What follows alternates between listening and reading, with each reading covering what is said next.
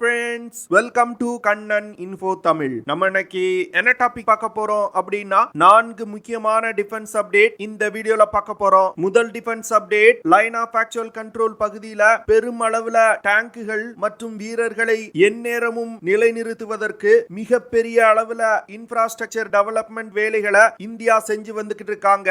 அது மட்டும் இல்லாம யுத்த நேரத்துல நமது வீரர்களை அதிவேகமா எல்லைக்கு நகர்த்துவதற்கு சாலைகள் மற்றும் சுரங்க பாதைகளை லைன் ஆஃப் ஆக்சுவல் கண்ட்ரோல் பகுதிக்கு அருகில் இந்தியா கன்ஸ்ட்ரக்ட் செய்து வந்துகிட்டு இருக்காங்க. இந்தியா எதற்காக இது போன்ற ஒரு மெகா திட்டத்தை செயல்படுத்தி வர்றாங்க, என்னென்ன திட்டங்களை லைன் ஆஃப் ஆக்சுவல் கண்ட்ரோல் பகுதியில இந்தியா செயல்படுத்தி வர்றாங்க, இந்த திட்டங்களோட முக்கியத்துவம் என்ன அப்படிங்கிறது குறித்து பார்க்கலாம். இரண்டாவது டிஃபென்ஸ் அப்டேட், இந்தியா அமெரிக்காவிடமிருந்து MH-60 ரோமியோ ஹெலிகாப்டர்களை வாங்குவதற்கு ஒரு ஒப்பந்தத்தில் கையெழுத்திட்டு இருந்தாங்க.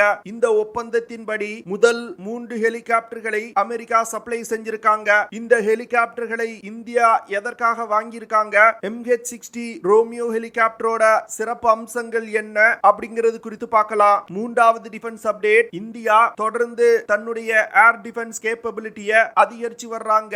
அந்த வகையில சமர் அப்படிங்கிற ஒரு ஏர் டிஃபென்ஸ் சிஸ்டத்தை இந்தியா டெவலப் செஞ்சிருக்காங்க. இந்த ஏர் டிஃபென்ஸ் சிஸ்டத்தை இந்தியா எதற்காக டெவலப் செஞ்சிருக்காங்க, இந்த சிஸ்டத்தோட சிறப்பு அம்சங்கள் என்ன அப்படிங்கிறது குறித்து பார்க்கலாம். நான்காவது டிஃபென்ஸ் அப்டேட், சமீபத்துல HAL நிறுவனம் இந்தியன் கோஸ்ட் கார்டிற்கு அதிநவீன துரு MK3 ஹெலிகாப்டர்களை சப்ளை செஞ்சிருக்காங்க.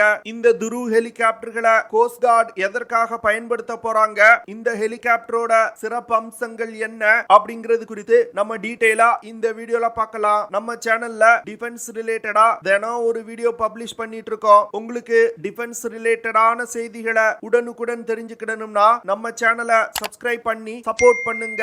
நீங்க பண்ற ஒவ்வொரு சப்ஸ்கிரிப்ஷனும் எனக்கு அடுத்தடுத்த வீடியோஸ் போடுறதுக்கு ஒரு மோட்டிவேஷனா இருக்கும். என்னதான் இந்தியாவுக்கும் சீனாவுக்கும் இடையே பேச்சுவார்த்தை நடந்து பெரும்பாலான இடங்கள்ல இருந்து படைகளை திரும்ப பெற்றாலும் லைன் ஆஃப் ஆக்சுவல் கண்ட்ரோல் பகுதியில தொடர்ந்து ஒரு பதட்டமான சூழ்நிலையே நிலவி வருது. இதற்கு காரணம், சீனா பேச்சுவார்த்தையின் போது ஒரு விஷயத்தை பேசுறாங்க, ஆனா அவர்களுடைய நடவடிக்கை வேறு விதத்துல இருக்கு. தொடர்ந்து லைன் ஆஃப் ஆக்சுவல் கண்ட்ரோல் பகுதியில அதிக அளவுல தங்களுடைய படைகளை நிறுத்தி வச்சிருக்காங்க. அது மட்டும் இல்லாம இன்ஃப்ராஸ்ட்ரக்சர் டெவலப்மெண்ட் வேலைகளையும் செய்து வந்துகிட்டு இருக்காங்க. இதனை தொடர்ந்து இந்தியாவும் லைன் ஆஃப் ஆக்சுவல் கண்ட்ரோல் பகுதியில இன்ஃப்ராஸ்ட்ரக்சர் டெவலப்மெண்ட் வேலைகளை அதிவேகமா செஞ்சு வந்துகிட்டு இருக்காங்க. குறிப்பா சொல்லணும் அப்படின்னா, India line of actual control பகுதியில 22,000 துருப்புகளை நிரந்தரமா நிறுத்தி வைப்பதற்கான இன்ஃப்ராஸ்ட்ரக்சரை ஈஸ்ட் லடாக் பகுதியில டெவலப் செய்து வந்துகிட்டு இருக்காங்க. அது மட்டும் இல்லாம 450க்கும் மேற்பட்ட டேங்குகளை அந்த பகுதியில பெர்மனண்டா நிலைநிறுத்துவதற்கும் இந்தியா இன்ஃப்ராஸ்ட்ரக்சர் டெவலப்மெண்ட் வேலைகளை செய்து வந்துகிட்டு இருக்காங்க. அது மட்டும் இல்லாம சீன ராணுவத்தின் நடவடிக்கைகளை லைன் ஆஃப் ஆக்சுவல் கண்ட்ரோல் பகுதியில கவுண்டர் செய்யும் விதமா பல விஷயங்களை செய்து வந்துகிட்டு இருக்காங்க. சமீபத்துல கூட இந்திய ராணுவம் பாங்காங் சூ லேக் பகுதியில பயன்படுத்துவதற்காக ஒரு லேண்டிங் கிராப்ட படையில் இணைச்சிருக்காங்க. இந்த லேண்டிங் கிராப்டை பயன்படுத்தி பாங்காங் சூ லேக் பகுதியில இந்திய வீரர்களால் ரோந்து செல்ல முடியும். அதே வேளையில சீன வீரர்கள் பாங்காங் சூ பகுதியில அத்துமீறும் பொழுது அதிவேகமா படையினரை நகர்த்தி சீனாவுக்கு பதிலடி கொடுக்க முடியும். இந்த லேண்டிங் கிராப்டை பயன்படுத்தி 35 ராணுவ வீரர்கள் மற்றும் ராணுவ உபகரணங்களை ஒரு இடத்திலிருந்து இன்னொரு இடத்துக்கு டிரான்ஸ்போர்ட் செய்ய முடியும். முன்பெல்லாம் லடாக் பகுதியில சீன மற்றும் இந்திய ராணுவத்தினர் டெம்பரவரியா தான் தங்கி இருப்பாங்க. ஆனா தற்போது நடந்து வரும் ஸ்டாண்ட் ஆஃப் நீண்ட நாட்கள் நடைபெறுவதனால இந்தியா பெர்மனன்ட் ஸ்ட்ரக்சர்களை லடாக்ல அமைக்க ஆரம்பிச்சிட்டாங்க. கிட்டத்தட்ட 22,000 துருப்புகள் பெர்மனண்டா லடாக்ல தங்கி இருக்கும் வகையில இந்தியா ஒரு மெகா திட்டத்தை செயல்படுத்தி வர்றாங்க. அது மட்டும் இல்லாம கிட்டத்தட்ட 450க்கும் மேற்பட்ட தாக்குதல் வாகனங்கள் மற்றும் டேங்குகளை அந்த பகுதியில பெர்மனண்டா நிலைநிறுத்தி வைப்பதற்கு இந்தியா இன்ஃப்ராஸ்ட்ரக்சர் வேலைகளை டெவலப் செஞ்சிட்டாங்க. இந்த வேலைகள் கிட்டத்தட்ட 2 வருடங்களா இந்தியா செஞ்சு வந்துகிட்டு இருக்காங்க. இந்திய ராணுவத்தை சேர்ந்த இன்ஜினியர்ஸ் டிவிஷன் லடாக் பகுதியில இந்திய ராணுவ வீரர்கள் ஒரு யுத்த நேரத்தில் பயன்படுத்துவதற்கு தேவையான பங்கர்கள் மற்றும் பெர்மனன்ட் டிஃபென்ஸ்களை அமைக்க ஆரம்பிச்சிட்டாங்க. முதல்ல 3D பிரிண்டிங் தொழில்நுட்பத்தை பயன்படுத்தி ராணுவ வீரர்களுக்கு தேவையான பெர்மனன்ட் டிஃபென்ஸ்கள் உருவாக்கப்பட்டிருக்கு. இந்த பெர்மனன்ட் டிஃபென்ஸ் ஸ்ட்ரக்சர்களை 36 இருந்து 48 மணி நேரத்திற்குள் நிமிடங்களுக்குள் கட்டி முடிக்க முடியும். அது மட்டும் இல்லாம இந்த ஸ்ட்ரக்சர்களை ஒரு இடத்துல இருந்து இன்னொரு இடத்துக்கு மிக எளிதா எடுத்து செல்ல முடியும். லைன் ஆஃப் ஆக்சுவல் கண்ட்ரோல் பகுதியில பார்டர் ரோட் ஆர்கனைசேஷன் அதிவேகமா சாலைகளை அமைச்சு வந்துகிட்டு இருக்காங்க. அந்த வகையில 2 மலைகளை கனெக்ட் செய்வதற்கு சுரங்க பாதைகள் மிகவும் அவசியம். அதனால பார்டர் ரோட் ஆர்கனைசேஷன் தற்போது 9 சுரங்க பாதைகளை அமைச்சு வந்துகிட்டு இருக்காங்க. இந்த சுரங்க பாதைகள் யுத்த நேரத்துல வீரர்கள் மற்றும் ஆயுதங்களை அதிவேகமா எல்லைக்கு எடுத்து செல்வதற்கு பேருதவியா இருக்கும். பார்டர் ரோட் ஆர்கனைசேஷன் சீலா டனல் அப்படிங்கிற ஒரு சுரங்க பாதையை அமைச்சு வந்துகிட்டு இருக்காங்க. பார்டர் ரோட் ஆர்கனைசேஷன் 2.5 கிலோமீட்டர் நீளம் கொண்ட சீலா டனல் அப்படிங்கிற ஒரு சுரங்க பாதையை அமைச்சு வந்துகிட்டு இருக்காங்க. இந்த சுரங்க பாதை மட்டும் வெற்றிகரமா கட்டி முடிக்கப்பட்டுச்சு அப்படின்னா உலகத்திலே அதிக உயரத்தில் கட்டப்பட்ட 2 லைன்கள் கொண்ட சுரங்க பாதையா இது இருக்கும். இது தவிர இன்னும் 11 சுரங்க பாதைகளை கட்ட இந்தியா திட்டம் வச்சிருக்காங்க. Border road organisation line of actual control பகுதியில அதிவேகமா விமான ஓடுதளங்களையும் அமைச்சு வந்துகிட்டு இருக்காங்க. அந்த வகையில நயோமா அப்படிங்கிற இடத்துல ஒரு ஏர்ஃபீல்ட கன்ஸ்ட்ரக்ட் செய்து வந்துகிட்டு இருக்காங்க. இந்த ஏர்ஃபீல்ட் உலகத்திலே அதிக உயரத்தில் கன்ஸ்ட்ரக்ட் செய்யப்படும் ஏர்ஃபீல்ட். அது மட்டும் இல்லாம இந்த விமான ஓடுதளம் சீன எல்லைக்கு மிக அருகில் இருக்கு. அதனால ஒரு யுத்த நேரத்துல இந்த ஏர்ஃபீல்டை பயன்படுத்தி இந்தியானால சீன எல்லைக்குள் நீண்ட தூரம் ஊடுருவி சென்று தாக்குதல் நடத்த முடியும். இரண்டாவது டிஃபென்ஸ் அப்டேட், இந்தியா அமெரிக்காவிடமிருந்து 16 MH-60 ரோமியோ ஹெலிகாப்டர்களை வாங்குவதற்கான ஒப்பந்தத்தை 2020 வருடம் கையெழுத்திட்டாங்க.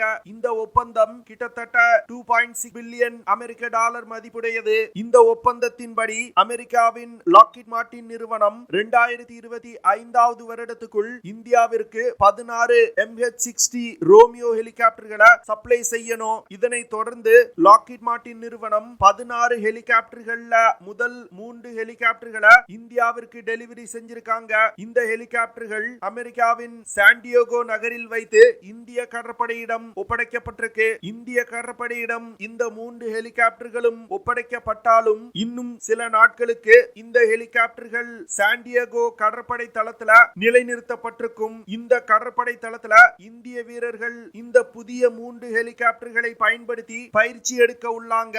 MH-60 ரோமியோ ஹெலிகாப்டர்களை இந்தியா பிரத்யேகமா இந்திய பெருங்கடல் பகுதியில சர்வேலன்ஸ் மற்றும் ஆன்டி சப்மரின் ஆபரேஷன்களை கேரி அவுட் செய்வதற்காக வாங்கியிருக்காங்க.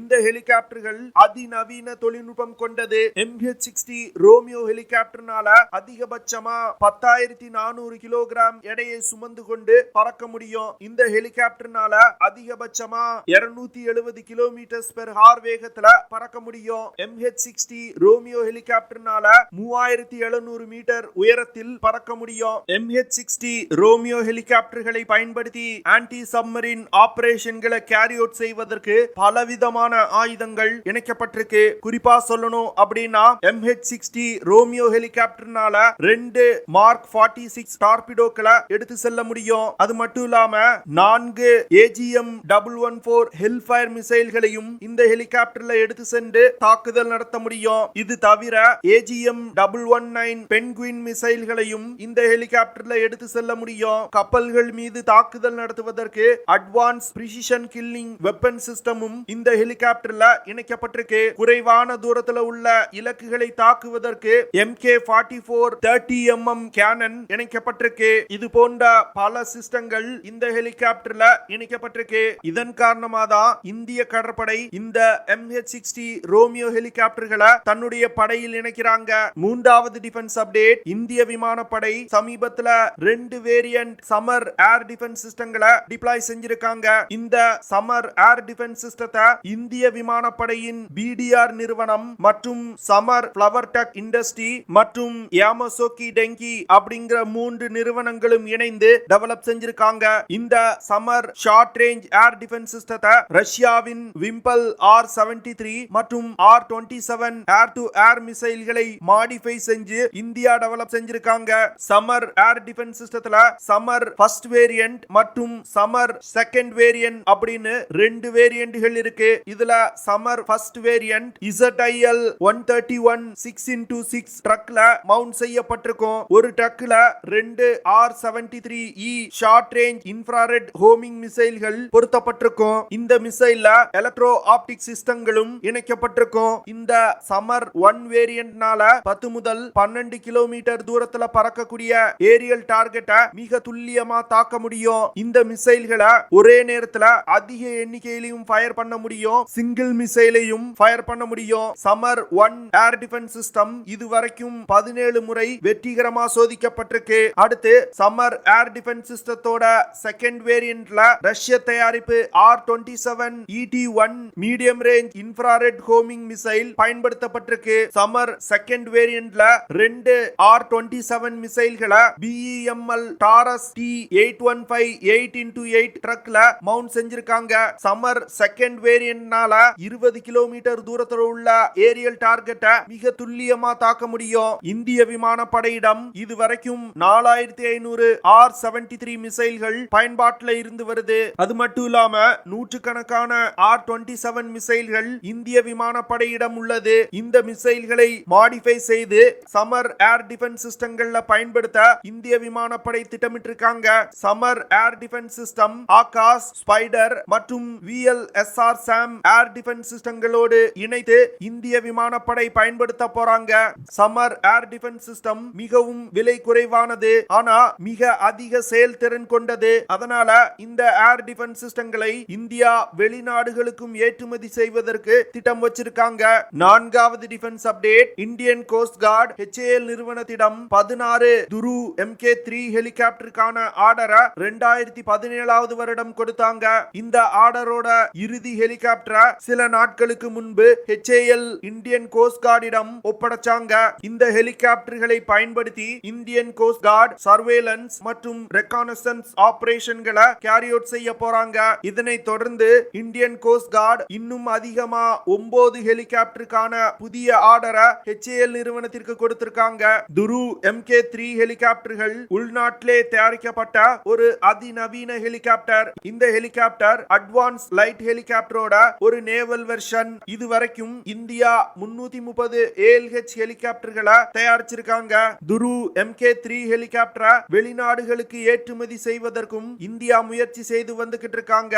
அதனாலதான் இந்த ஹெலிகாப்டர்ல பயன்படுத்தப்படும் வெளிநாட்டு பாகங்களை இந்தியாவிலே தயாரித்து பயன்படுத்த முயற்சி செய்து வந்துகிட்டு இருக்காங்க. இது போன்ற பல சிறப்பு அம்சங்கள் இருக்கிறதுனாலதான் துரு MK3 ஹெலிகாப்டரை இந்திய கடற்படை அதிக அளவுல வாங்கி பயன்படுத்துறாங்க. ஓகே ஃப்ரெண்ட்ஸ், நம்ம வீடியோவோட நிறைவு பகுதிக்கு வந்துட்டோம். இதெல்லாம் தான் நான் உங்ககிட்ட ஷேர் பண்ணணும் அப்படின்னு நினைச்ச விஷயங்கள். ஐ ஹோப் நான் ஷேர் பண்ண விஷயங்கள் உங்களுக்கு பிடிச்சிருக்கும்னு நினைக்கிறேன். அப்படி பிடிச்சிருந்துச்சுன்னா ஷேர் பண்ணுங்க, லைக் பண்ணுங்க, கமெண்ட் பண்ணுங்க. மறக்காம நம்ம சேனலுக்கு சப்ஸ்கிரைப் பண்ணுங்க. அப்படியே அந்த பெல் நோட்டிபிகேஷனை கிளிக் பண்ணி ஆல்ங்கிற ஆப்ஷனை எனேபிள் பண்ணிக்கங்க. See you in the next video. Jai Hind.